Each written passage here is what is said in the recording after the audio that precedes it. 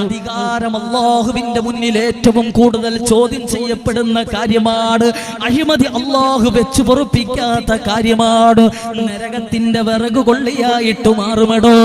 ഇന്നെല്ലാവർക്കും president ആകണം, ഇന്നെല്ലാവർക്കും പള്ളി secretary ആകണം, ഇന്നെല്ലാവർക്കും പരിപാലകരാകണം, ഇന്നെല്ലാവർക്കും വലിയ സ്ഥാനങ്ങൾ അലങ്കരിക്കണം.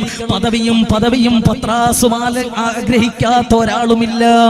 പദവിയും പത്രാസും ആഗ്രഹിക്കാത്ത ആരുമില്ല. അധികാരം ആഗ്രഹിക്കാത്ത ആരുമില്ല.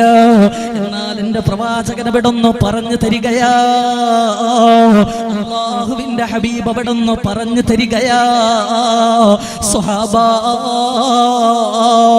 ഒരധികാരിയെ അല്ലാഹു നാളെ പരലോകത്ത് ചോദ്യം ചെയ്യുമ്പോൾ, ഒരധികാരിയെ അല്ലാഹു നാളെ പരലോകത്ത് ചോദ്യം ചെയ്യുമ്പോൾ അവനിടയിൽ അല്ലാഹുവിനോട് പറയുമെന്നാണ്, റബ്ബേ, എന്നെ നീ ഹിസാബ് ചെയ്യുന്നതിനേക്കാളും എനിക്കിഷ്ടം നരകത്തിലിട്ടെന്നെ കരിക്കുന്നതാണല്ലോ. പരലോകത്ത് നിൽക്കാൻ എന്നെ കൊണ്ട് കഴിയില്ല റബ്ബേ. സാധാരണക്കാരനെക്കാളും അധികാരികൾക്ക് ഹിസാബ് കഠിനമാണെന്നോ മഹാനായ പ്രവാചകൻ നബി മുഹമ്മദ് മുസ്തഫ.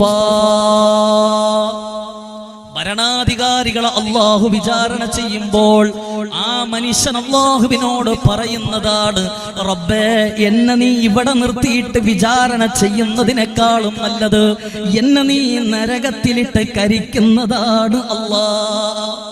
എന്നെ നീ നരകത്തിലിട്ട് കരിക്കുന്നതാണല്ലാ. അതുകൊണ്ടാണ് സഹാബത്തൊക്കെ ദുആ ചെയ്തു പോയത്. അബൂബക്കർ സിദ്ദീഖ്